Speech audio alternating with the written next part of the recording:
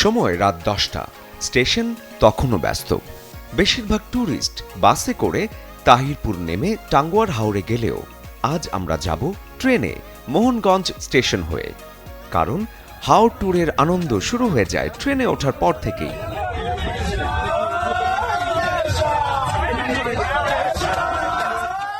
সকালে মোহনগঞ্জ স্টেশন নেমেই চোখে পড়বে স্থানীয় হোটেল।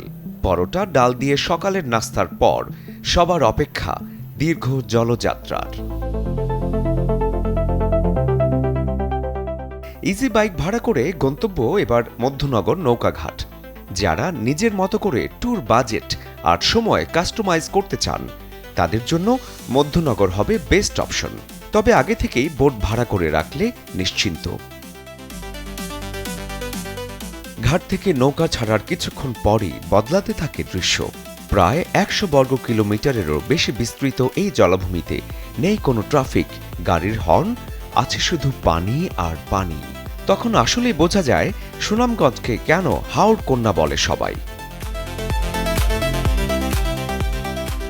তবে টাঙ্গুয়ারের চমক শুধু পানি নয়, অদেখা এক সৌন্দর্য লুকিয়ে আছে এখানকার সবুজে মোড়া মেঘালয়ের পাহাড়ে। নৌকা যখন টেকের ঘাটে তখন চোখে পড়বে বিশাল পাহাড়ের সারি। একদিকে হাওরের জল, অন্যদিকে আকাশ ছোঁয়া পাহাড়, সাথেই আছে নীলাদ্রি লেক, যেখানে নৌকায় চড়ে বিকেলটা কাটবে দারুণ। বাংলাদেশে এমন চমৎকার দৃশ্য খুব বেশি দেখা যায় না।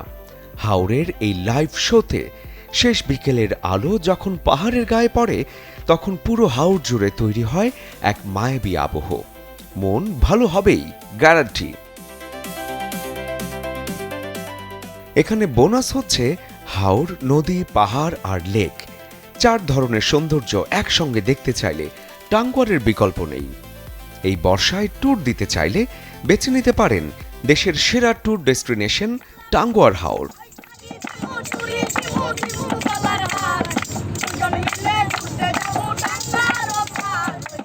শরীফুল হক, চ্যানেল 24।